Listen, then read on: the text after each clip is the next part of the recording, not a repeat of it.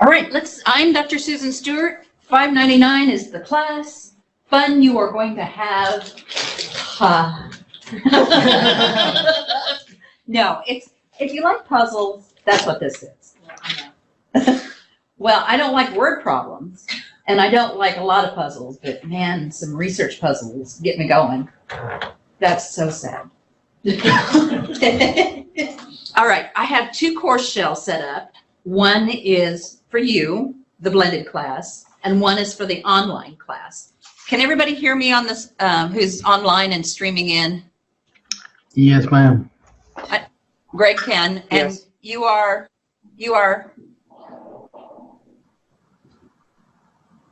your name?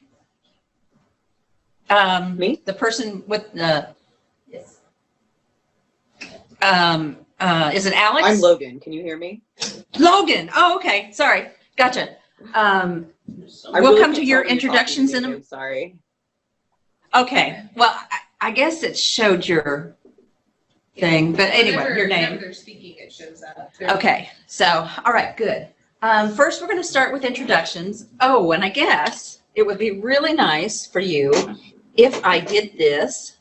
I meant to. But there's one for the online course, and I'm going to be working from basically the online course because it has more in it, and I need to address some things that they'll be needing to do, but it's almost exactly the same. The only difference is the lecture boards. They'll be responding to, I'm sorry, you'll be responding online course to the lectures unless, as Logan and Greg are doing, you're actually you're streaming in and participating in class. It's a pretty cool way to do it. Shay did it last semester. Can you tell us a little bit how it worked? It was really handy for those of us who couldn't be here because it gave us the chance to try and be here, but if life got in the way, like I'm a mom of 2, so there were times when I couldn't, physically stream in. So I really appreciated the duality of it. It gave you options to really work the class as you could. So it was very handy. Yeah. Yeah, and you're going to have, I'll be posting the lectures in the the links to lecture, class lectures. So both sides will have access to that. So you can go back through it. There's so much information I'm going to be providing that isn't necessarily about $5.99, but it's things that are associated with you being a graduate student. Some of you are brand new to this business. Nobody in here is. But I suspect some are online or are new to it. So this will be, I think, and I hope, really, really helpful for you. So first we're going to start with introductions. Dr. Susan Stewart, me here, 14 years, 15, 14 and a half years. Okay. 14 and a half years. Imagine that, I didn't get my degree until 2004. Anyway, introduce yourselves. Alex, start off. Hi, I'm Alex. I'm a second semester grad student here. I am a tutor in the Writing Center, and my focus is literature. Okay. I'm Jolene Cash. This is my second semester here as well, my second master's. Go team. Focusing on literature, trying not to die, all those good things. I'm Shane, second semester PhD program, literature focus. Oh, it's my turn. Well, I'm Shay again. Hi, yes. Second semester in the master's program. I'm trying this whole master's thing again. Like I said, I'm a mom, so things kind of got in the way the first time around. So I'm focusing mostly on lit, but I'm hoping to teach either high school or junior college level by the time I'm done with this. So cross my fingers and hopefully I can get through this time. Why is it up there? Good. Mike. Mike, I think possibly this is my last course in the doctoral program. Oh, this should not be the way. I don't know why that happened that way. It should not happen that way. way. Okay. But focus is on literature. What kind of literature? All of it. You can't do all of it. Fantastic answer. No, I like modern sci-fi. You can't decide between modern British or modern American. I like sci-fi. Dystopia is my name in my game. I taught one semester, I dealt with 3 classes that were dystopian, and I was so depressed and sad. You should have gone home and watched the Muppet Show. True. All right, Greg, would you introduce yourself? Yes, ma'am. Oh, I'm sorry, Chris. Wait a minute, Chris. Chris Server. Fulbright. This is my second semester in my master's program. Second course, actually, I started with Shay. in this class, so And Alex and Jolene. Yeah, so we had great fun in the class. we did have some fun, didn't we? Yes, I really enjoyed it. I think you'll like this class too. I'm pretty good at entertaining to some degree. Not really. Just pretend like you like it. All right, Greg. I'm Greg Bauer. I'm the superintendent over at Como-Picton CISD over, I guess, just east of Sulphur Springs, and this is my first semester here in the English master's program here. I just finished my doctorate, but just miss teaching English. So I want to go back So and learn a little bit more of it. I'm a glutton for punishment. And spend some more money on higher education. Yes. A better thing to spend money on. Yeah. Y'all are welcome. Is that Abigail? Yes. Okay. Introduce yourself, will you, please? My name is Abigail Mosley. This is my 3rd semester in my doctoral program, and Okay. I've always wanted to be an English professor. I'm not really picky where I teach. Just really excited to learn and get to teaching. Okay. Logan? Yes. Can y'all hear me at all? Okay. Yes. I'm Yes. Logan. Yes. I am an English professor at Tarrant County College. I have an MFA in poetry. So this is my 2nd semester in the MA program. I want to learn all the things that apply to the things that I teach that are not creative writing. So that's why I'm here. Okay. Marie, would you introduce yourself, please? Oh, I'm Marie. I am the GA, going to be recording this class and editing it and uploading it for the online portion. And this is my 2nd semester. I'm in the master's program. I am officially in Lit and Lang, but I think I'm being drawn over to the dark side in linguistics. We'll see. After this semester, I have to really make a... Yeah, you do. Because after that, I'm just not going to talk to you if you go the other way. I'm kidding. We're going to shun you. Yes, we will. Only on campus, please. Yeah. And I didn't know there was going to be turf wars and stuff. Oh, yes. In fact, I have told Lucy and Sal that I am going to beat their pants on getting enrollment for the MA non-linguistics people. It's like a West Side Story. Kind of. I know. I can't do dance numbers too. I can't do that. I am so. Well, she said she was great at entertaining. Like, you never know. All right. Are you a step song? And Susan helped me figure out D2L in combination with this. And Susan, you have saved me so much time and pain, my students so much time and pain. It was a beautiful, well-spent hour. So, yes, she's great. Well, those of you who took my class last semester, that was my first semester with D2L, and I was so not understanding about 2/3 of it. I got it now. I have it now, almost, every time, until the next day. So here we are getting started. This is what we're going to do.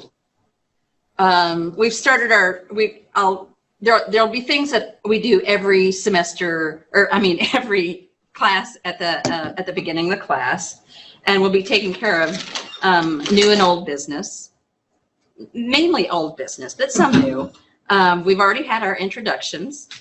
Now, dual modality, I want you to know about how dual modality works. So there are people online who are just going to stay online and they won't be participating in this. Then we have the people who are online but are streaming in. And you have a definite, clear advantage because you don't have to write responses to the lectures. As long as you participate and contribute to the class and are in class. So kudos. That takes off quite a bit of time because it's a 400-word response. And you have to really think about stuff. And then all the information generally is shared through a PowerPoint that I put together, and you're going to see how that works in just a minute. We're going to go over the course policies and assignments, writing tips. I'll do weekly writing tips. Being a grad student, I'll do weekly grad student stuff. And you send me emails with questions you have, and I can post it. Now, this is all for masters. So Abigail and Mike, a lot of this won't apply to you. And Karen would have to help us out on answering some of those questions. And then we're going to go on to the real work, talking about skills, methods, methodologies, qualitative and quantitative and blended research, and your findings regarding the assignment that we did, and then we'll have questions and answers. So we've already said hello, but here's Greg, and he's, I don't need to tell you about him again. Caitlin is, she teaches American Lit in Paris, Texas, has a 3-year-old son, and part-time lifestyle photographer. I'm currently listening to Van Morrison. My future plans would include my teaching the dual credit classes here at the high school, and eventually I would like to teach at TJC. Logan, I'm not going to report you, I'm not going to repeat yours, but nice to have a terminal degree already with your MFA. Abigail, I'm not going to repeat yours. Alyssa she has a bachelor's in English and a master's in secondary education, wants to complete her second master's degree in English, currently teaches at Tyler Junior College. And Alex wrote a lot. So Alex is from Venezuela. It's 2 pages long. He's already got a bachelor's and a master, 2 masters. And so thought the third one would be the trick. Always wanted to study English since he heard a recording of Hal by Allen Ginsberg.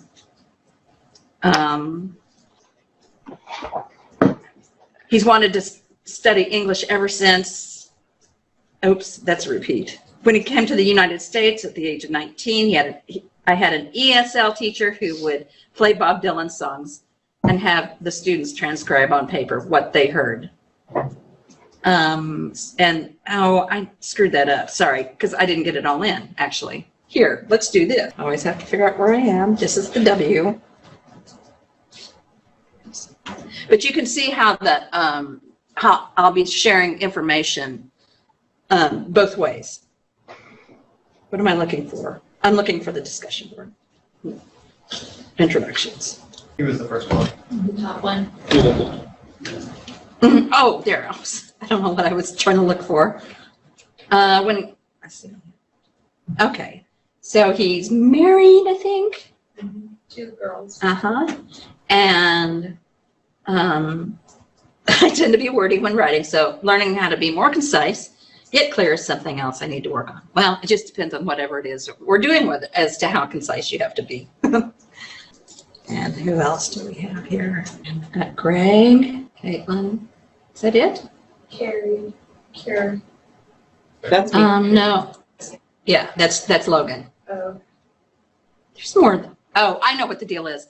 I didn't get that announcement out soon enough. So you'll be introduced to other students next week. So explanations. You are getting a handle on understanding dual modality. For the online students, except for those who are streaming in, I'll go to it right now. You will, and see, this is the benefit of also being in class because you don't have to do this. What am I looking for? Lecture responses. Thank you. So this is for the online students that to get the full points. And that it's more than it was last semester, but I'm going to be really serious about what you're doing with the discussion board. It needs to be concrete, solid. So you have a checklist here actually, so that you can follow that list and see what's going on. So I'll send a lecture link out to you through email the day that I get it, and then I'll also put it in lecture links on links to class lectures here, so you'll have access to it. And then you go to the discussion board to respond to it. So your and your responses will be due 5 days after I send you the link, and that's in the instructions. Next week's assignment, might as well just go over that right now, shouldn't we? Most of my assignments are due on Tuesday at noon, so that I have time to work through them on Tuesday evening and Wednesday to put the PowerPoint together to see what we're doing. So week 1, lecture response board, you've got your instructions, but let's see, that's not.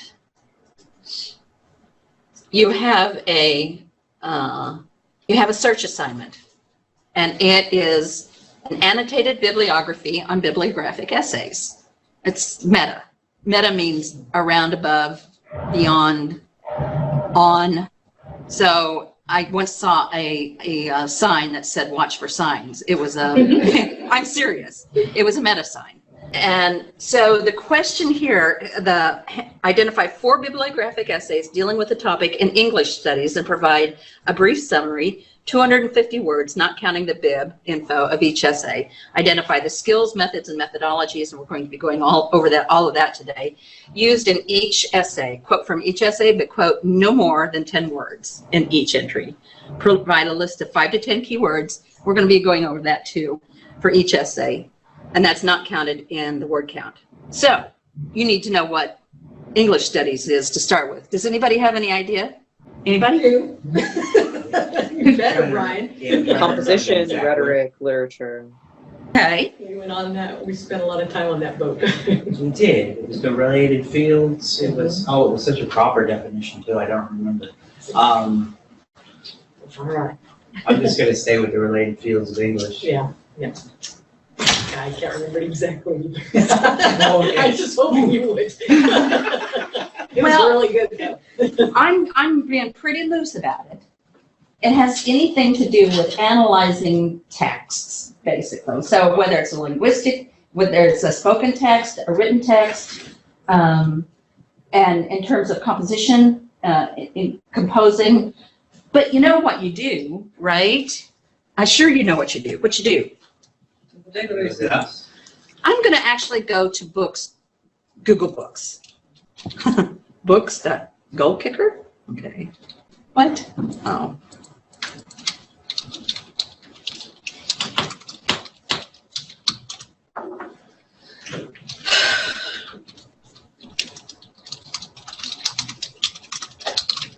A reference guide, the Rutledge Companion to English Studies. And I'm going to see if it has a preview, which I hope it does. And I bet in the first couple of pages, it's going to define what English studies is. And it's going to be contested because there's not, it's so all over the place. It's hard to capture it, to pin it down. But let's see, illustrations, contributors. Let's get to the stuff. That must be a huge book. English as a subject. Shannon, do you have any Can you remember? Oh, it is the study of discourse in social context. Yeah, that's so perfect. Now, you're not going to get that definition from all texts, from all of the texts that you look at. But English studies includes for us film, children's literature, romances, Dime novels. time novels, composition studies, linguistics. What else does it include? Anything that's a text, right? Anything Pretty much, because we can actually analyze a scholarly article, for instance. So it's a study of genre in that case, and figure out what it's about. So it covers just, if you just think about what's in our English department, and you look at other English departments, that's what English studies is. And technology. And communications might be in there. I'm not sure. It is in our department. So now that you have a sense of that, you're going to look through the databases. And I'll do a real quick buzz on the databases. Don't use D2L to go to the databases because it frequently won't let you open documents. So just go to the library. And then you would do a search. What would my key terms be? English studies. Okay. That's a good start. And then what? Literature? Whatever we want to. You want bibliographic essay. That's what the assignment is. That's where to start. 12 bibliographic essays. Except you'll probably want to stick with online stuff because you're not going to have time to go to the library, I doubt. So pick the things that are available online, which you do by that. And then you can further narrow it by languages and literatures.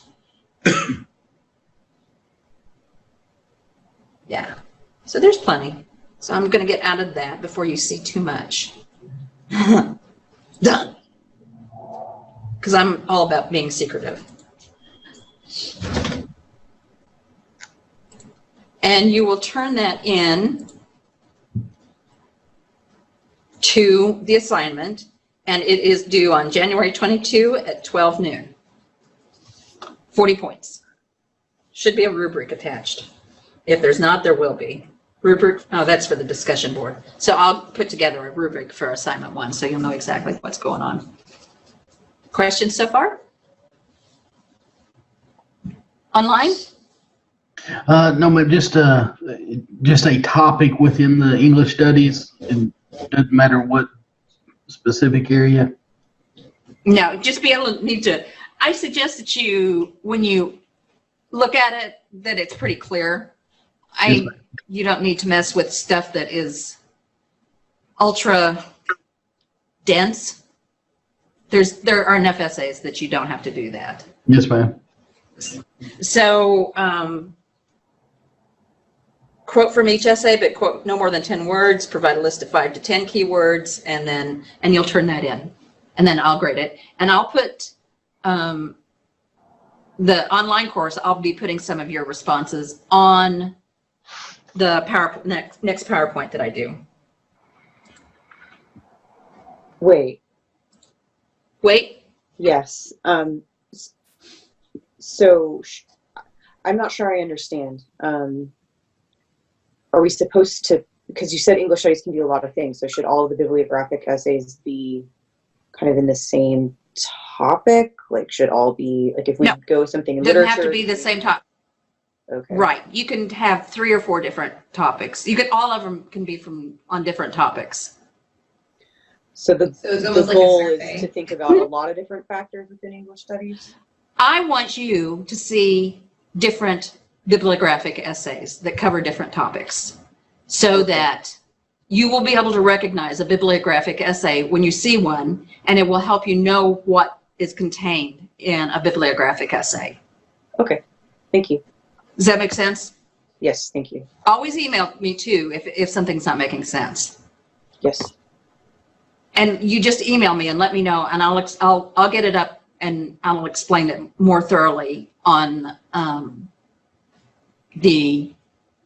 what will I explain it on? Through email or on D2L. All right, we're going to talk about the bibliographic essays that you the bibliographic essay that you looked at earlier. But first off, I need to go over some basic types of research. And it's pretty interesting how there isn't a consensus always between what constitutes methods and what constitutes methodologies, mainly because there's a lot of crossover in just about everything. So we have qualitative and quantitative to start with. We'll start with those as being the two big things. And we'll be talking about skills, methods, and methodologies. So quantitative, qualitative, and blended. And blended, as it suggests, is a combination of the two, which I frequently engage in that kind of thing. I count stuff, and I have larger narratives about it. So quantitative, think quantity. This is not what I do. Statistical, measurable, empirical, observable, repeatable. You can think about that in terms of sciences. Linguistics would fall into that because linguistics might be dealing with a corpus or a collection of words or texts. Marie, can you explain what corpus is? No, not yet. Okay. Marie's not in the class. I'm just picking on her. Who's been in linguistics? Nobody? In my undergrad, I had a linguistic theory class. Okay, so Tolkien's one of his books. You can look at that as a corpus, or you can look at all of his books as a corpus, a gathering, a compilation, and go through that and measure. You could identify how often he does this, how often he does this. You have to code everything to come up with your answers. It is so beyond what I do. Oh, here's quantitative. I'll go back to qualitative. So it has, this one tells the key focus and control of variables, intervention applied, example of common studies. So a description of teenagers' attitudes towards smoking, taking polls, surveys, and such. A study of the relationship between IQ and clinical depression, case study. Study of the effect of an after-school physical activity program on childhood obesity rates. You can see those things. And as I already mentioned with linguistics, you can see where it would apply very easily in linguistics. Qualitative, and there, if you want to know more, just click on the link there. And I need to put that other link in for here. So we've got narrative, phenomenology, grounded theory, ethnography, and case study. And some of you will already be familiar with almost all of these. Narrative explores the life of an individual, tells their stories. Interviews. So let's see, what is it? Oral histories. That's a major portion of narrative. Phenomenology attempts to understand or explain the life experiences of a phenomena, and in that it doesn't give, primarily through interviews, sometimes observation. Grounded theory, grounded in observation, interviews, more interviews on ethnography, case study, but that doesn't really, it doesn't take into consideration the qualitative research associated with actual literary analysis, which is what most of us do in English studies, aside from linguistics, but linguistics does both frequently. So, it's taking a text and applying a type of lens to it and writing through it. That's what most of you are probably familiar with. So here we have skills, methods, and methodologies. And this is from Research Techniques, I think. I forgot the works cited on it. I put the page number. So research skills, techniques for handling material, which consist of search skills and libraries, editorial skills, bibliographic skills, IT skills, database skills, and other techniques. Also, and this is going to cross over a little bit, interviewing skills would be part of that. Just general gathering data skills would be part of that. You need to be experts in database, actually all of this stuff, database skills especially. Methods, how you carry out your research. Interviews, ethnographies, and see that ethnography or those interviews, you need to have interviewing skills to do the interviews. So, but it's a method. Interviews, ethnographies, textual analysis, corpus analysis. So how you go about it. So it might be reading 16 novels on, or all of Chaucer's work. That would be how you get in, how you carry out your research. You read and analyze as you go. Theses in English on television adaptations of great classics, of which there were quite a few during the 1980s and 1990s, require very different methods. So readers of such classics who have not seen the visual adaptation, analysis of texts. Methodologies. This is the lens thing. Your approach, feminist, Marxist, psychoanalytical, critical race studies, and there's so many more. So it's how you're looking at the research. I do almost all of my research through a Marxist feminist. Now that also leads into cultural studies and I also do race studies. So I have about 4 lenses that I stick with as to how I look at my studies. All right, so what questions do you have on this part? You've never heard me talk about this stuff, have you? Well, it's always just been fun stuff. But it gets better now. All right, some things I want you to, oh, did I forget something? I bet I did. Some things I want you to know, always make sure your argument is clearly stated in something that you write. And what I do is, as I read your responses and such, I kind of pull things out that aren't quite working, or that are very strong, or show ways how to work through it. So as you all know, I want to check something. Hold on. I was supposed to go through writing tips and writing trips, being a good graduate student. So I will come back to argument and we'll start talking about the Pena essay. So some writing tips, and I'll add more all the time. So I want you to make, these are pet peeves of mine. So you need to take care of them. All the time, every time, be consistent. Writing research is really, you have to be meticulous. You have to be meticulous about your quotations, about your pages, about your bibliographic information, because that's what this kind of class is all about. So don't slack off on it. Be precise, be concise, and we'll go through it from there. So using names,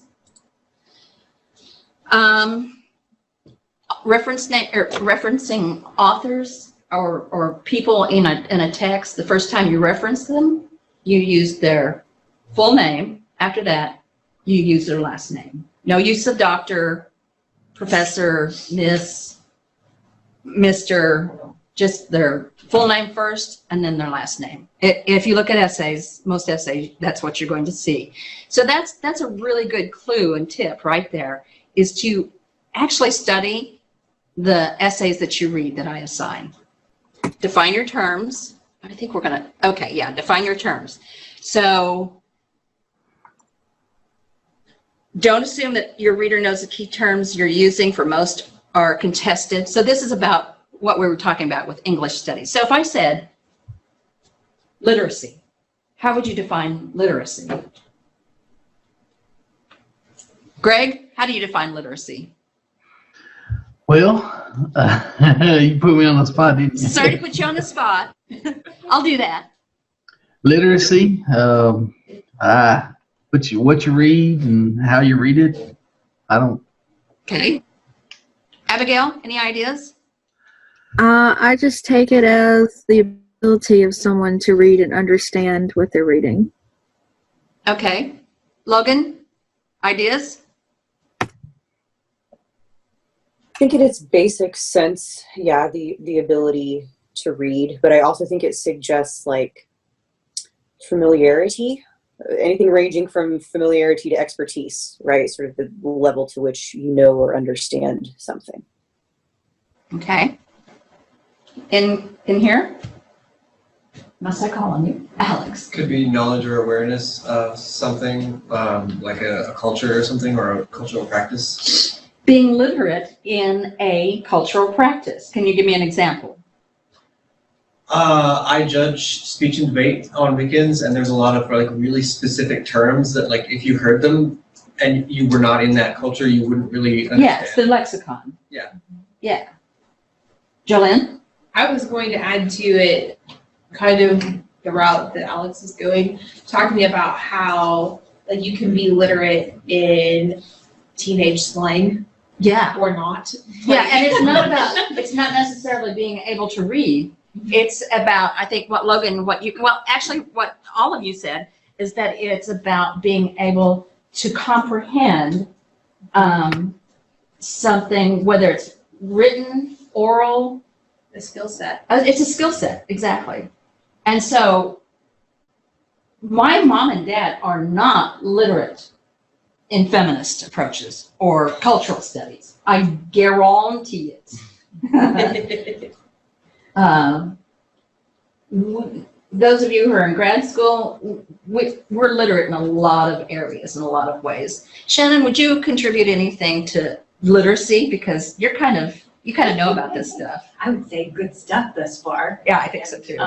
And also the complexity of, your parents, you already said, not really necessarily literate. And also an awareness of the technologies that are part of it. Technology is this as much as it's this, as much as it's this. That's right. Technological literacy So, is, how do I hold my pen? I have to hold it this way. Mhm. This way. it takes everything. Yeah, and if you're left-handed but are made to write right-handed, then you write this way. So define your terms, use multiple scholarly sources, use one of those definitions, or based on the definitions you've compiled, arrive at your own. So then you'll say, in this essay, drawing from da-da-da-da, I define da-da-da-da as, that's it. And you always have to define your terms. You might not know what terms you need to define, but you'll soon learn. Don't use dictionary definitions unless you're contesting a dictionary definition. Don't use encyclopedia. Your main source should be a scholarly text. And do not ever use Wikipedia unless you're studying Wikipedia, which can be pretty darned interesting, except it changes every other day. Okay, every minute. So definitions, it's really important for you. And this stuff is going to carry on, except for you, Mike, for the rest of your career. I bet you can see why this might have been helpful for you earlier on. Because have you written your proposal yet? When you write your proposal and you use a term, somebody's going to say, define that term. What do you mean by that? I promise. I don't think there's been a proposal that I haven't done that in yet. This is a stylistic thing. ING, am, are, is, was, were, be, being, been. Where'd it go? Oh man, I didn't write it in. Okay, so avoid am, are, is, was, were, being, been as much as possible. And especially avoid using I don't know exactly what this is called because I'm not Aaron. the grammar. Is it a gerund? Yeah. To putting no, it's not passive. We'll talk about passives as next time. It is about having a be, a form of be, a verb, and adding ing. Is that a gerund? It sounds like an infinitive. Okay, so she, gotta think of I am wanting instead of I want. Yeah, I want. 2 words. I am wanting. That's, yeah, 2 words. Get it? Every time you see that ing and see that be verb in there, look to see what you can do with it to shorten it up. It might not always work, but I want you to pay particular attention to it because one of the things I want you to learn in this class is to be concise. Don't waste my time.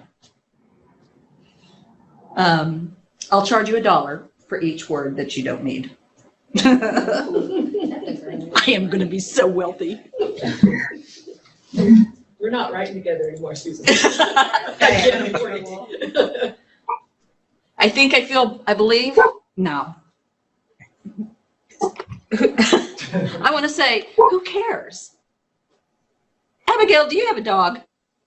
I do. Avoid, I think, I believe, I feel, and other similar phrases. Be more assertive. I assume that's what you think, feel, believe. If argue, so I argue that. If that's too strong for you, I suggest just do a different term. Feeling, feeling and believing and thinking, that's kind of mushy. Book articles and titles. The titles of books and all of these things are italicized. The titles of chapters and that should be not scenes, sciences, but scenes. Individual articles. So you think of the big thing, the container, you italicize that. Think of the small thing inside that you use quotation marks for that. I don't know who all taught you different, but that isn't right. Here. Punctuation placement, inside or outside. Generally, punctuation goes within the quotation marks. All hail to the queen. That's in a quote. And then you can see the comma is inside that quotation mark. It's nice and cozy and comfy in there. They yelled. However, when you have an in-text citation, it goes after. So even if this ended with information quotation mark, it needs to be like that. All right, so those are your writing tips. Any help there? Anything new that you hadn't thought about? You're going to think about all your words. Isn't that fun? See, it's a puzzle. How can I say the most with the least? All right, graduate school. I always have lots of questions on graduate school. So we're going to talk about graduate school things as they come up, as you have questions, as I get questions from other graduate students, not in this class, because I get a lot of them. So I have provided for you a 518, 595 information sheet. The difference between 518 thesis option and 595 non-thesis option is that you generally get the 595 completed, and 518 you don't. I'm serious. I don't know how many students have switched over after I said, are you sure you want to do that? 518 is 30 hours. 595 is a 36 hour, but it will take you the same length of time. Actually, I can't say that. When people get into the 518, it might take them 3 or 4 years getting that thesis done, because that's that independent part that becomes more challenging. And let's see, non-thesis and thesis. Your foreign language, if you have a foreign language, generally 12 hours, you get an MA. If you don't, you get an MS. Now, if you're interested, if you want an MA, which is generally useful for, almost always need one for a PhD, But you have to, you can take a foreign language proficiency exam, which is written only. And so if you feel like you're fluent in Spanish, we give you a passage and you handwrite a translation of it. Or you have 12 hours of undergraduate. Or there are ways to count your high school in part, if you've had So, languages. If we got a BA and it required the foreign language, would we then need to take the foreign language for the MA?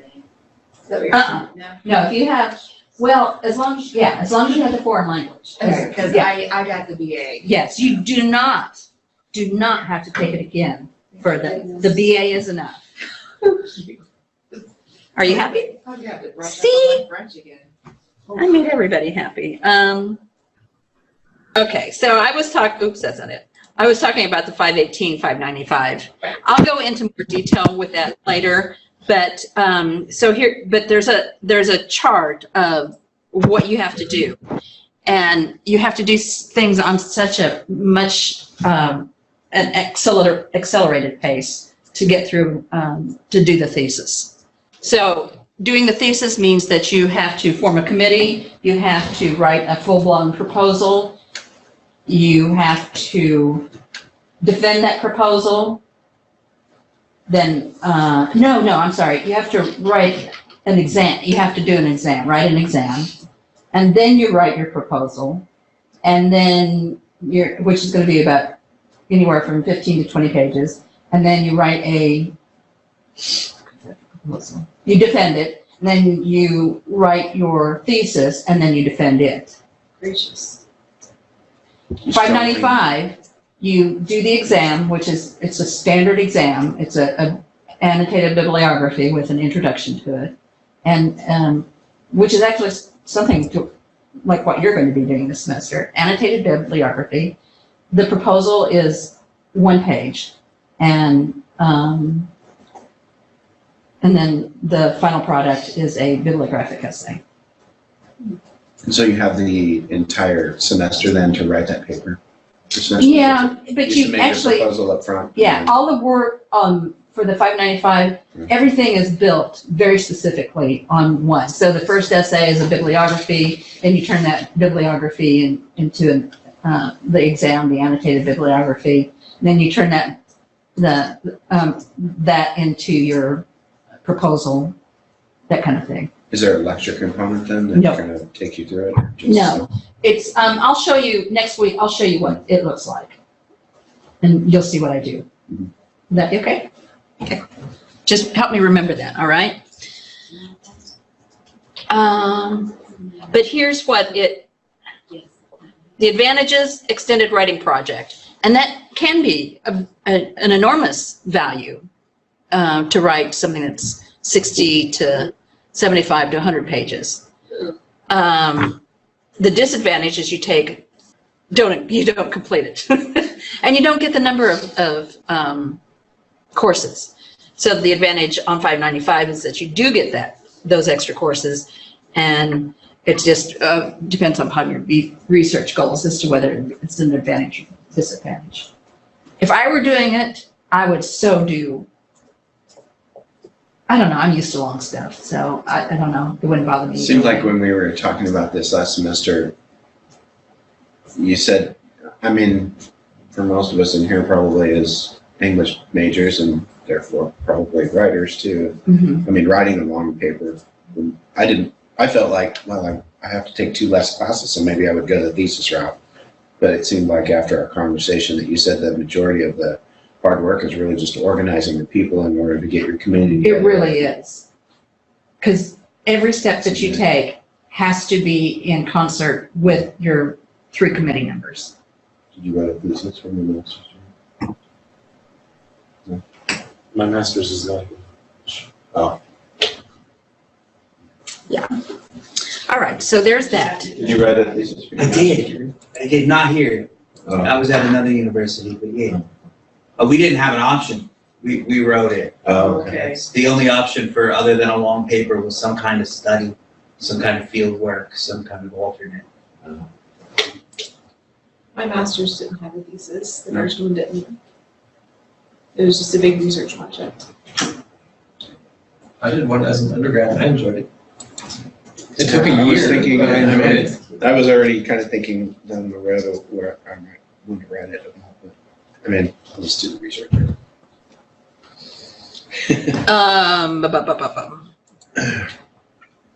There's a recommended course of study. Now, for online students, it might not work out for you so well because the online courses, it's going to be a little bit restricted. I suggest generally composition studies and something else to pick 2 or 3 areas.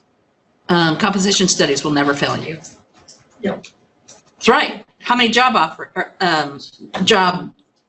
postings were there? Do you know for composition and rhetoric? Lots. Yeah. Still competitive, but yeah. Check out. So what you ended up with then with kind of a blend of like literature, composition, maybe some linguistics. Which is exactly what I came out of my PhD with, because it's an English studies program.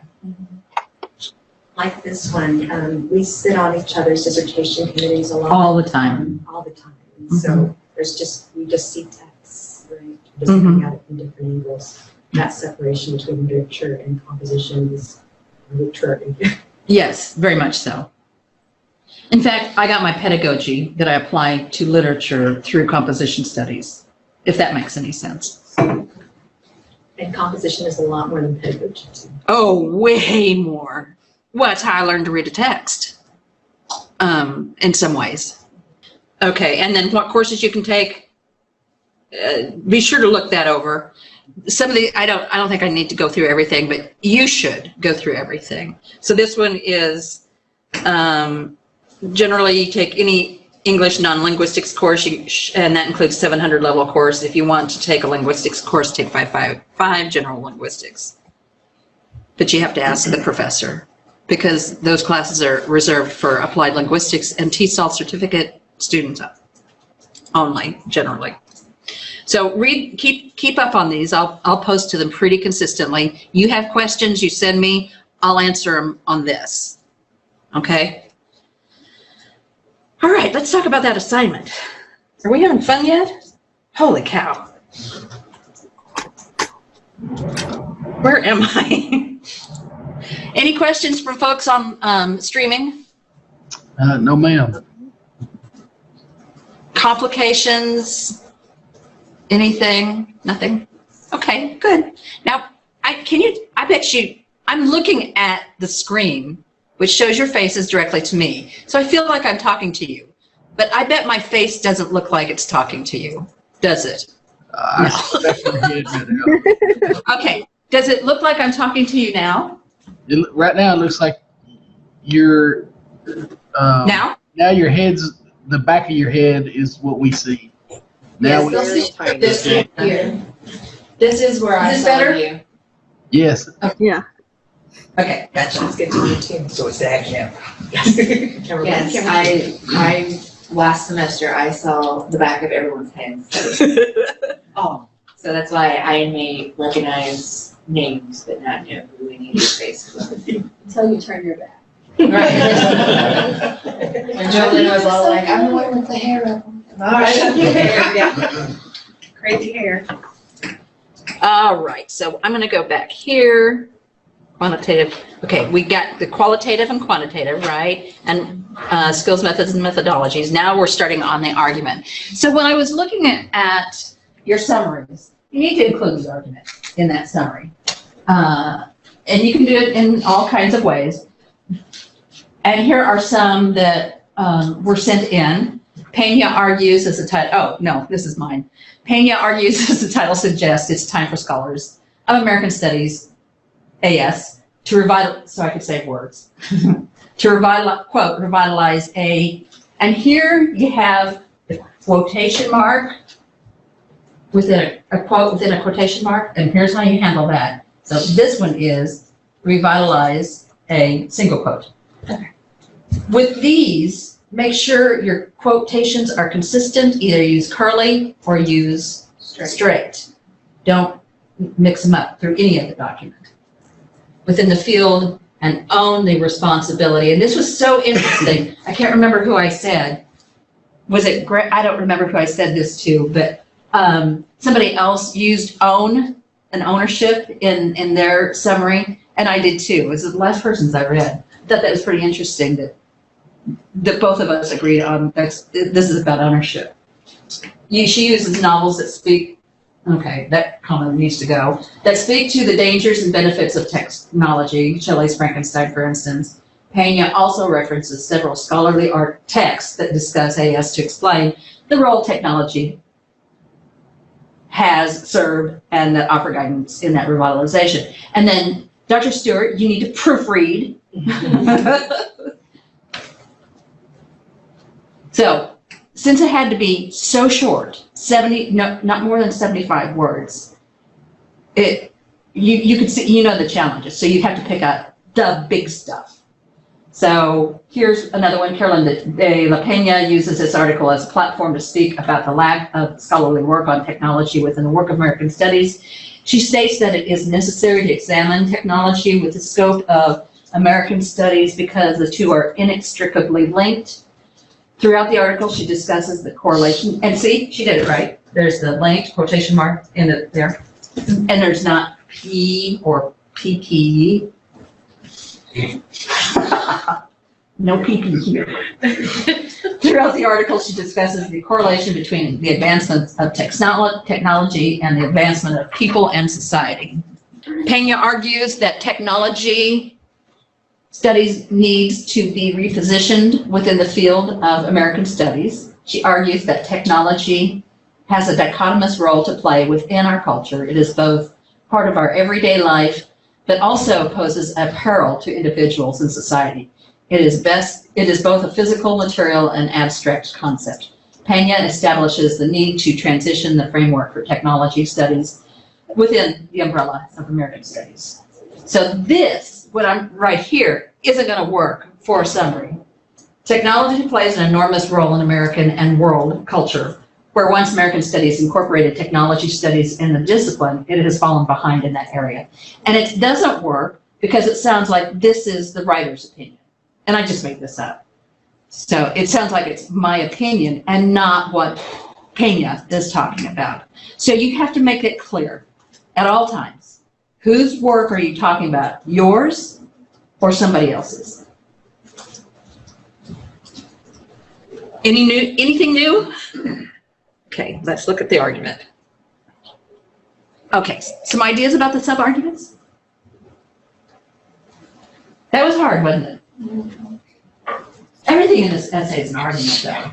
I feel like she laid it out fairly clearly whenever she laid out the 3 critical issues. And then exactly right. And then each of her subsections dealt with one of the 3 critical issues, even though she didn't like verbatim word, like copy and paste. It was exactly. If you read it, it was very clear that's exactly what she was doing. Right, and so I'll pull up that essay. With it has some, I've put some commentary on here. Oh, here we go. Defined here, see, here's the definition thing. Defined here as a material or systematic result of human attempts to extend the limits of power over the body and its surroundings, technology has been an essential tool in our ability to feed, clothe, house, and protect our bodies.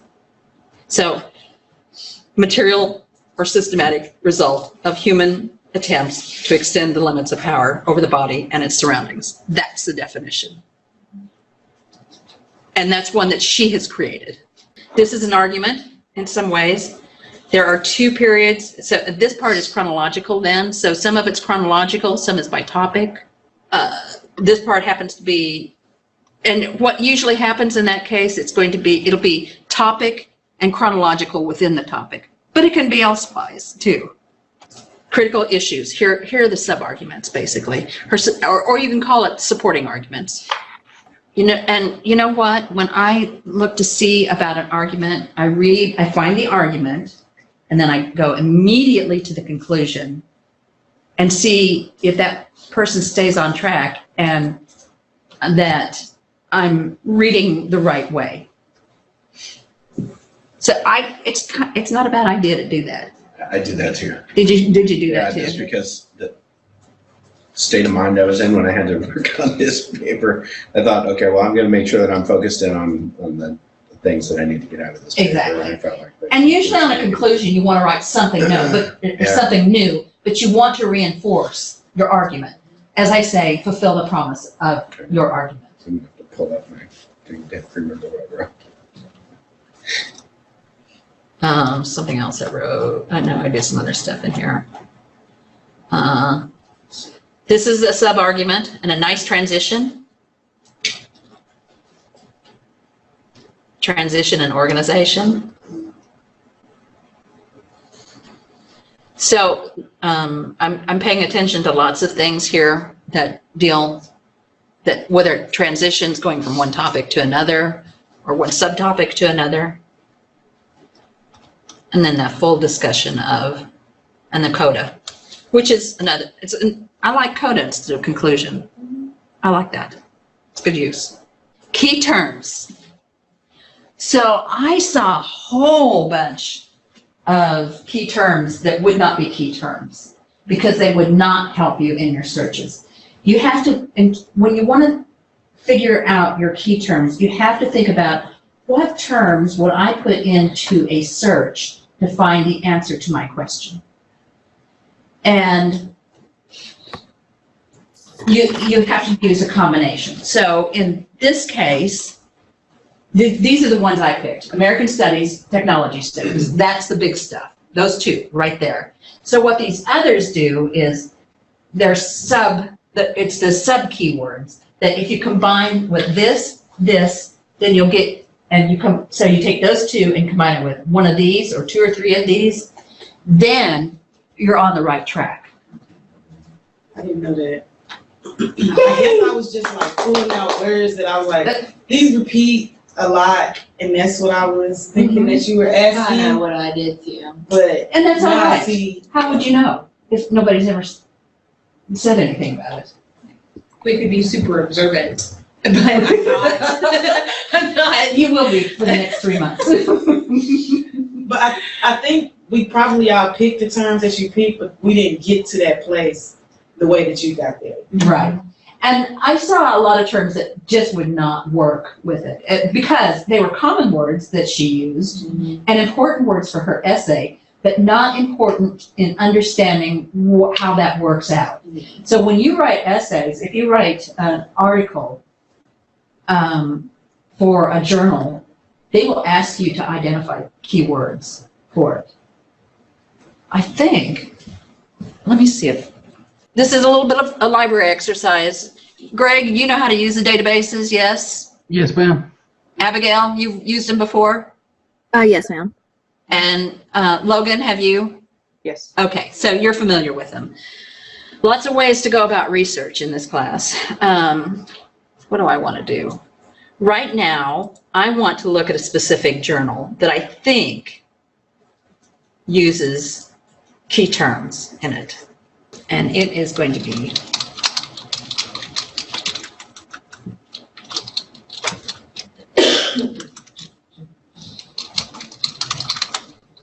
okay, hold on. Before we go there, what are going to be some of the keywords that you can identify from the title alone? Class, censorship. Yeah, yeah. 19th century. Construction. 19th century children's dictionary. Well, yeah. I would think construction. Maybe. Children's literature, did you say that? Needs to be, children's literature has to be in there. Now let's see if keywords, dictionaries, 19th century, childhood, ideology, propriety, and class. How about we look, magic is, Tags on a blog post or something. Yeah, exactly. That makes more sense now. Tags on a blog post. Thank you. Thank you. Yeah. Magic and the mind, the impact of cultural and linguistic background on the perception of characters in Harry Potter. What would be some of the keywords, you think? Harry Potter. Uh-huh. Cultural background, linguistic background. Uh-huh. Perception of characters. Characterization? Characterization, no. Maybe perception of characters. Children's literature, or what did that other one say? Childhood or something. Let's see what it is. Harry Potter, yay. Intercultural perceptions of characters, psychology of literature. So there's some, what you have to do is you take the big part and then start attaching it after. Are you done with this, Shannon? Guys are great. I'm slipping. It's been a long day. Yeah. Does this give you a pretty good This was idea? so helpful. Thank you guys for letting me crash. I want more people to come. Yeah? Yeah. It's so helpful. It's just, Isn't it great? and then I got to see it crash and burn too. Exactly. So don't go over there. No, do not. I said I'm going to bring a board in, actually, to put up against it, so I don't ever do that again. What? I'm not sure, because I wasn't actually standing right. Apparently, I hit a button with my knee. The whole area you shouldn't go. Okay. We'll put tape around there. Well, it only happened last semester, so I think it was the first go too. I have easy access to It's chat. that magnetic personality. That's it. Okay, terms. Okay, so now we can do some searches. So, okay, Mike, what's your topic? Your dissertation topic? The influence of U2's music and fiction of William Gibson. Okay. And vice versa. So intertextual relationship between music and fiction. Who was that author? I heard everything up until Gibson. William Gibson. Oh, okay. I was with you right till the end. I'm like, who's Well, I assume you've already done some research on this, right? Yes. Okay. You're going to get to do it again. And in fact, oh, don't worry about it. The building will certainly crash and burn.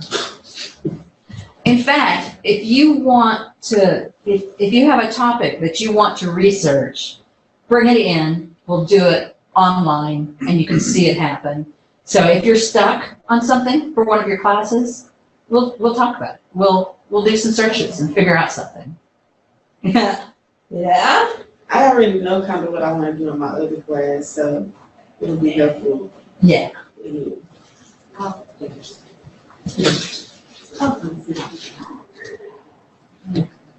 Close. All right, so go back to the library.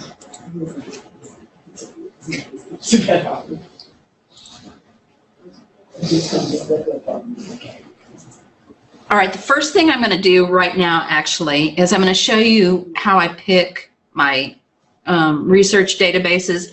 I can type in right here this quick search and it's pretty good, but I'm really picky. And so I want to use certain databases. So I'm going to the databases. Okay, academic search complete, right? So go there. And then I should be able to Choose databases. choose databases. Everybody pay attention to that. Choose databases. And then, okay, so I use academic search complete. I'm going to go ahead and include the ebook collection. Don't include ERIC. It's got too much different kinds of stuff in it. Essay and general literature index. Humanities full text. Wilson. Literary Reference Center. MLA International Bibliography. Not the periodicals, the bibliography. Omni file full text. All right, I think that'll do it. So What was the one on the very bottom on the left? The humanities. Okay, thank you. Yeah. Do those bubbles tell you what what it's about? Or is Yes. okay. So ebook collection says search and view full text of ebooks. Essay and general literature index. Unique reference database that cites records and contained in collections of essays and miscellaneous topics. Humanities. most important academic journals in the humanities with a full text of articles from over 300 periodicals dating back to 1995. So you can see that. All right, so that's an okay. Now remember, if everything works out right, you should have access to this so that if you're not getting your notes, you can go back through the lecture. I called it a video, or what did I call it? Videotape or a tape? I called it a videotape the other day. At least we all that's what should it is. know what that is. I know, we're not In so a far couple removed of that we don't know what that years, is. You'll have kids who won't know what that is. Yeah. So I'm going to put William Gibson. Give me another keyword. Mike, YouTube, yeah. YouTube. That'll No, do. YouTube as in the band. Oh, Okay, so when you do your searches, do you not put a comma between? Oh, No. the terms? Yeah, so do you just, I just type them in. okay, because I was always taught to put commas between. Well, let's see what happens. So the first one is a difference Yeah, so that in. they know Right, that so it's it's two two different. different, yeah. When I need a real specific one, Period. I will use quotation marks. Yeah, I've used quotations, or when I do the advanced search, separated. Same stuff comes up. It looks like. Because back in the day, you had to tell it that it was two different things, That's right. VHS. right? Whenever it was actually videotape. That's how you had to ask Jeeves to find Oh, out. So you see here, do you see anything you recognize, Mike? Some of it, yeah. Cyberpunk and dilemmas of postmodern narrative, determinacy, indeterminacy, and the romantic and William Gibson, the charisma leak. Interviews, for our stuff, don't count them as scholarly. Because interviews, you want material that is, substantive. Substantial? That'll work. Substantiated? No, substantial work. So an essay that's probably anywhere from 12 to 30 pages. It has a substantial works cited list, so that standing on the shoulders of giants. And I'll explain that term at some point, though it's not hard to figure out. That it might have endnotes, and it has a lexicon to it that you can understand. Not that you can understand, but that's academic, an academic lexicon. Those are the things, mostly the length, quotations, works cited or bibliography or references, endnotes. Not everything has endnotes, but a lot of stuff, everything I read does. And the substantial works cited, which I may have repeated 6 times just now. That seem pretty reasonable? That's what you're looking for. No book reviews. If you see a book review, let me see if I can call one up.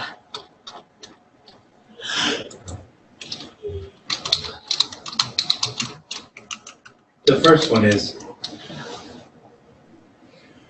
Oh, yeah. It might be, let's see. It says It says Naples book book reviews. reviews. Yeah, I think it is. Yeah, look at that, one page. Okay, so,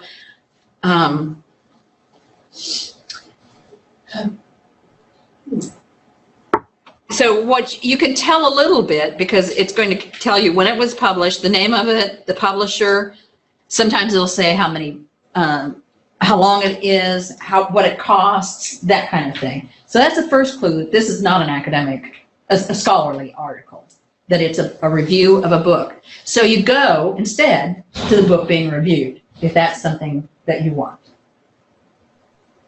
No book reviews. No dissertations.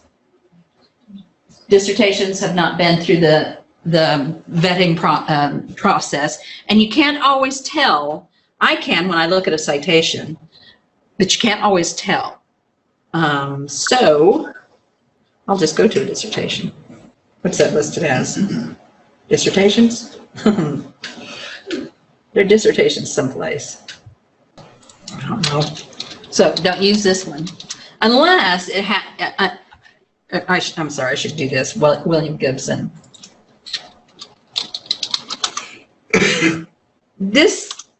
These are, dissertations go through a committee, but they don't go through a regular peer review process where they're read by people where they don't know, the reader doesn't know who the author of the article is, so that it can be somewhat objective. Rather, like I said, this goes through a committee. People turn them into books. So when you see ProQuest dissertations publishing, that's a dissertation. These don't usually work, and this one doesn't have the 8th edition. Is there an option in the drop down? Here it is. Complex feedback loops, don't underline, use italics, of technoscience, literature and culture, blah, blah, blah. Order number 3436916, Texas A&M University, not us, the other one. Our little sister that we're bigger in heart. 2010, Ann Arbor ProQuest. What?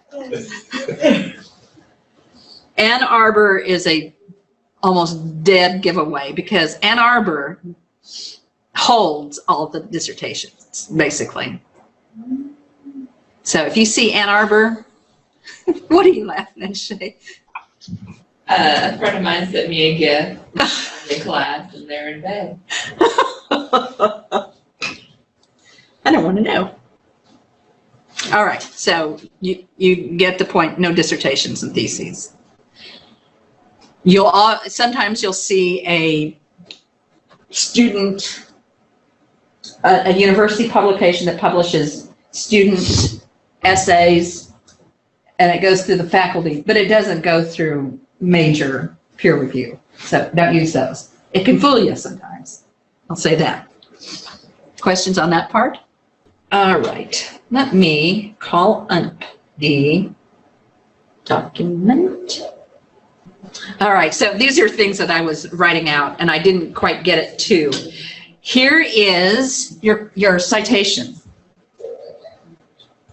Peña, Carolyn de la, double quotation, single quotation, slow and low progress, end quotation, or why American studies should do technology, period, quotation mark, italicized, volume, number, date, pages.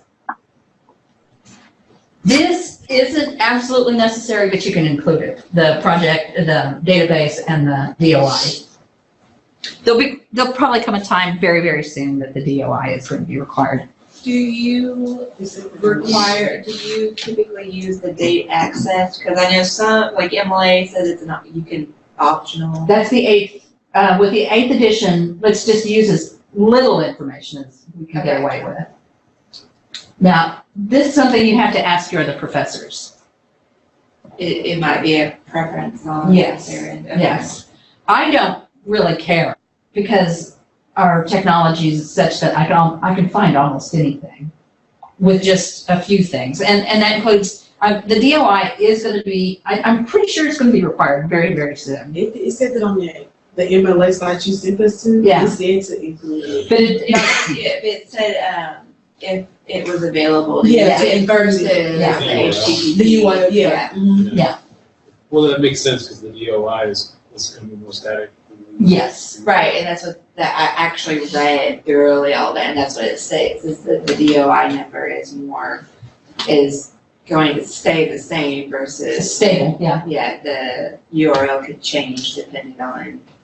Now, getting this right is non-negotiable. You must, by the end of the semester, know how to write basic entries, almost from memory if you can.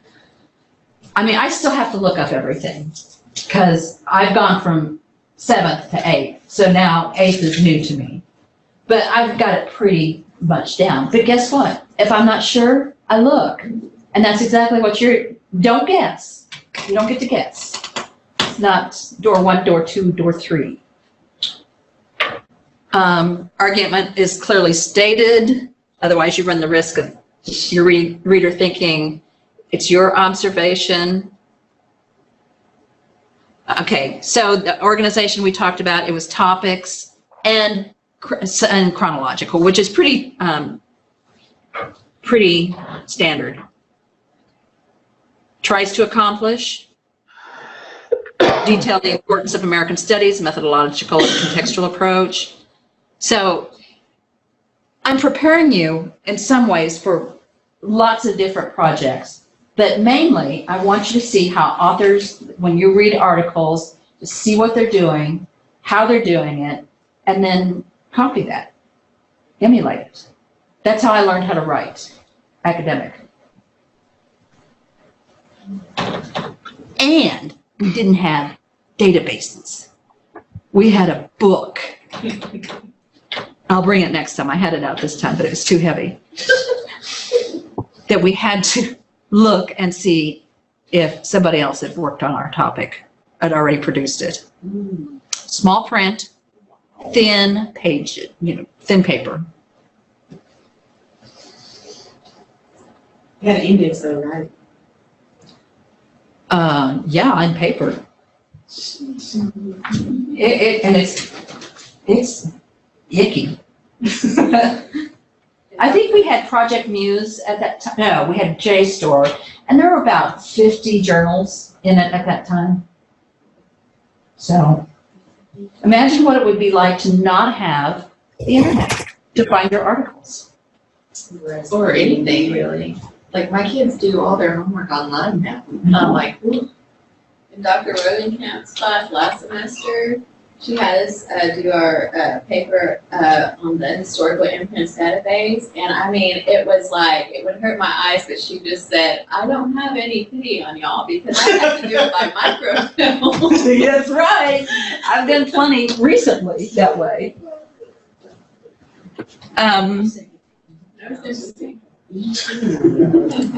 Okay, I've kept this until the end because I wanted to see how much time I had, and we've got a few minutes. It looks like I might not hold us all the time. I'm kind of stunned. We went over a lot of information tonight. Yes? Yeah. And had a snafu. And had a snafu, which was our break. Yes. Yeah, pretty much. What am I looking at? Okay, so some things that you need to know about navigating this system. It's very different from eCollege. It's a cloud system. And I know what that means, but I can't explain it. But here are your pretty good defaults for my class and the way I've set it up. So you've got your content, which will give you this right here, this page. Grades, I'm going to go into it as student. So this is what you should be seeing.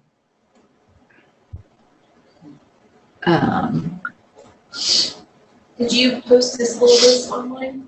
Yes. Wait, we have, okay. There it is. Because when I went to look for it. Yeah, Right. It wasn't on there. When I looked for it on Monday. You mean on the scheduled classes, it's not? Well, no. Oh, no, I didn't get it. I couldn't, I had to copy one course. Yeah, no, it wasn't up Monday. Okay, because, yeah. Well, it was Monday evening. It just might have, let's make sure it's there. It is. This is syllabus right there. This is B. Hold on.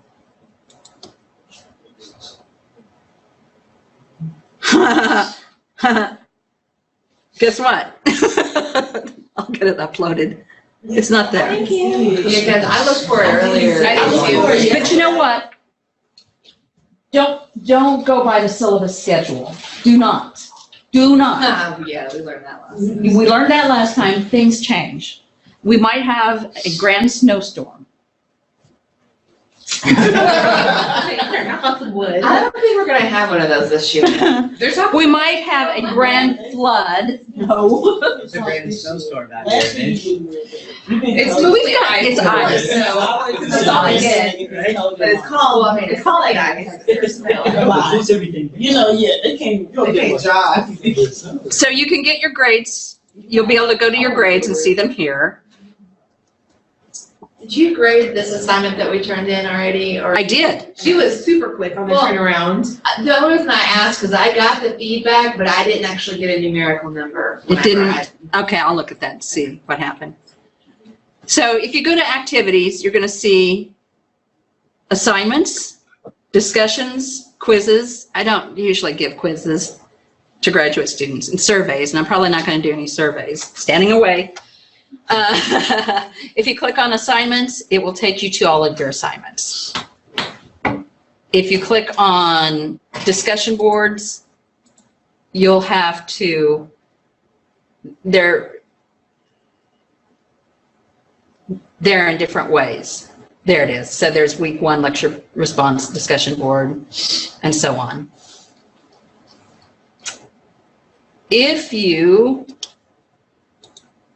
We don't need quizzes. Communication tools, you can email people. This is very complicated. Address. It's easier if you use the class list. Oh, okay. Yeah. It's much easier to use the class list. Okay. Use a class list. Look at it. Under communication tools, Yes, so use then they'll give you an classmates. option to, Class list. Yeah. Yes. then you And can- so you would do that and send it, or you pick, you don't want everybody, so you just pick Greg, Jill, you see? All right. Communication. Calendar. I've gone far beyond my norm in organizing. I don't know who possessed me. It might have been an alien abduction. I will let you. That's what it actually was instead of bronchitis. That's right. So there's a calendar set up for you. Wow. And you can see right here. It should do something. Or you can just go there. Sweet. How nice. And, Can you connect that to like Google Calendar? oh, I doubt it. No. You're asking a bit much on my part. Sorry. Let me come into the class. So when you enter the class, you're going to have updates. You'll see where I'm going to be adding some stuff, trying to remember what I forgot. And then your calendar and upcoming events. That's beautiful. This is something I have not done before. Right, because that wasn't there last semester. No. No. I'll tell you from my side. This is a really organized class. Now, I might have it all screwed up in some way or another. All it takes is one thing to make the whole thing collapse. Hopefully that won't happen. Okay, so you can get to your assignments and discussion boards that way. You can also go to content.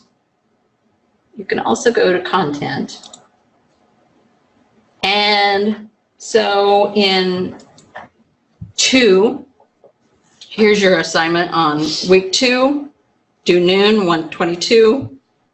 We'll go over your questions, do a little review of this week, calm your nerves, discuss this week's assignment, and discuss your finding on the annotated bibliography, bib essays. And here's your assignment. And that's what you work with. So you can get to it from the week, or you can get to it from activities. Now let's look at some. I'm going to go to the course with the syllabus. All right, so here's some things that you should know. I seldom accept late papers. I don't usually accept late assignments. If I do, I won't allow revisions, grade them until the end of the semester, provide comments. So you're screwed, basically. And it reduced by 1 letter grade probably. Attendance for online students, you read, if you'll read the,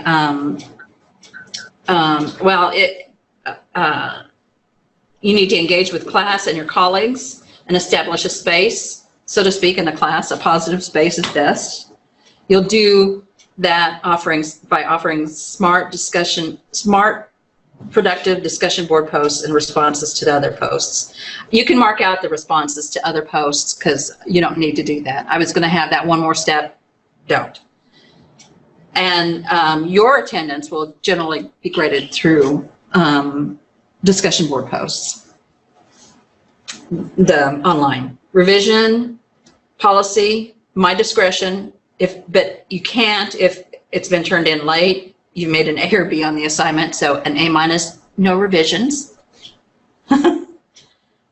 If I see it's just sloppy and careless, I'll send it back. And you won't get to, you might get to revise, but I'll be unhappy. And you don't want me to go into an assignment unhappy. Out and out plagiarism. And we're going to be talking quite a bit about plagiarism. And I'll talk about that in a minute. Phone and computer use for the class, not personal. And lots of times I'll say, somebody do a search for me. And if you have a computer up and running, you can do a search for me. That's that one kind of thing. I changed the syllabus as necessary, all of that stuff. Campus concealed carry statement. Yeah, just keep it concealed. Technology. And then here's, but don't pay attention to this now. Simply pay attention to these. All right, so what have we got? Your assignments are as follows. Didn't I put it in there? I did, didn't I? Please say it. It was at the bottom. There it is. Search assignment 1, the bib of bibliographic essays. That's the one you already know about. Search assignment 2, patch writing is coming up. Okay, this is one of those definition things. You'll need to define, explain, and redefine patch writing, like we talked about with literacy and with, what did we say? What was the other thing? English studies, yeah. So that'll be January 29th. And let me explain that for the longer assignments, because this isn't very long. For the longer assignments, I have tried to give you a week, or 2 weeks to work on it. So keep that in mind. Research presentations, you'll be doing 1 presentation, and I'll get a sign-up sheet for all of you out. Students will offer a 20-minute presentation on some aspect of research. While you can include handouts, PowerPoints, or other materials, it's not a requirement. However, it might contribute to the grade if it's an excellent addition. So they're due on week, which means don't read from the PowerPoint like I'm reading from this assignment. Weeks 4, 9, and 11 is when we'll have those. Where to go? Where am I? Core assignment. This is a big one. Pick an item or 2 from, nope, wrong one. Create a bibliography on plagiarism consisting of 30 entries. This is the bibliography. It's a listing. Don't include patch writing on this assignment. You will not be annotating these texts. However, you will need to categorize your bibliography. For instance, you might have sections on plagiarism detectors, i.e. turnitin.com, paper mill, self-plagiarism, and so on. So I want you to organize your essay or your bibliography in different categories. Would we need to have those titles for each different category, or just as long as the? Yes. We have a guest lecturer who's going to talk about plagiarism. You get a research day. See, I give you some breaks in here so that you can. It's an intense course, and we do lots of stuff. and you have lots of assignments to fulfill. But I think I've been pretty fair on providing some time for you to actually work on your assignments. Core assignment 2, bibliographic essay on plagiarism. And so that why American Studies should do technology, that was a bibliographic essay. It was going on over all of limited sources on why. So all of it's mostly not a literary analysis. It includes some, but most of it is an essay on sources. And that's what you'll be doing.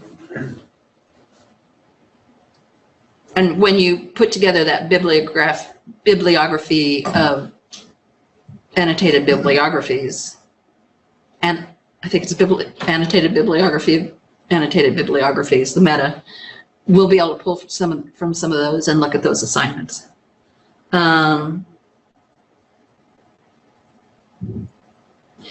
Research presentations. So anything else, there might be some reading added to it that we'll talk about later.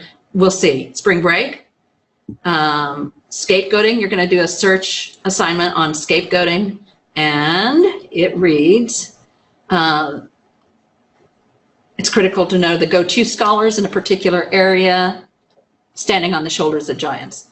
So you're going to look through the scholarly articles dealing with Yevgeny Zamyatin's We, supposedly the first dystopian novel, and it came out of Russia.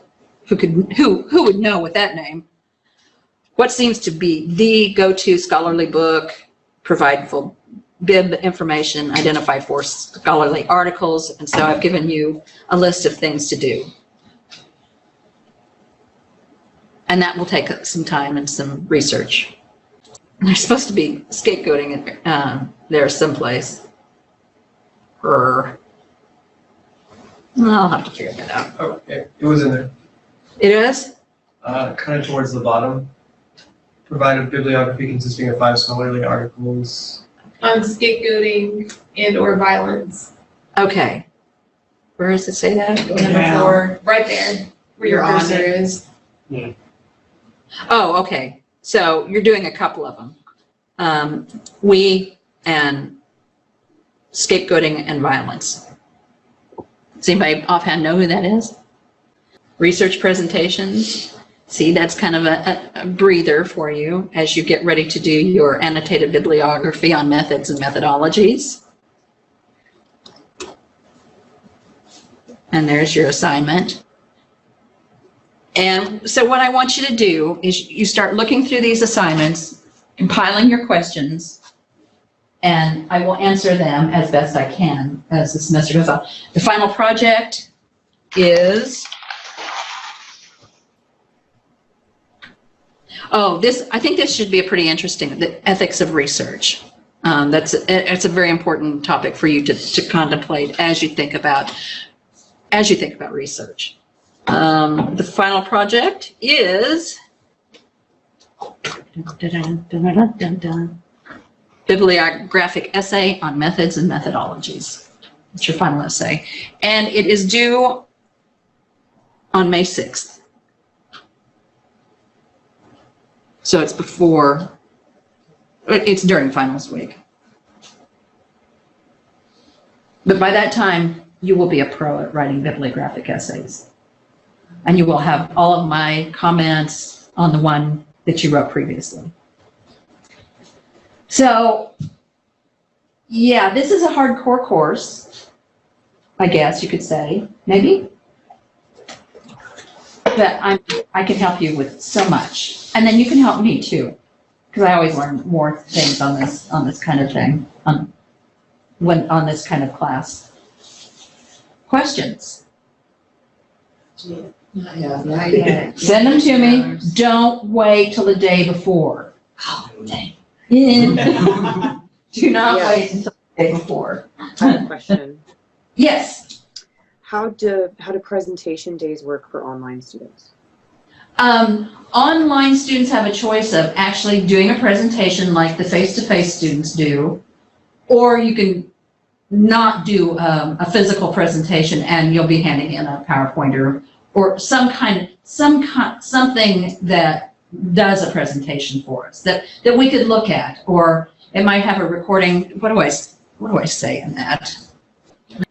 Okay, I'll put better directions for that, Logan, as to your choices. But you can lead the course from your living room, not the bathroom.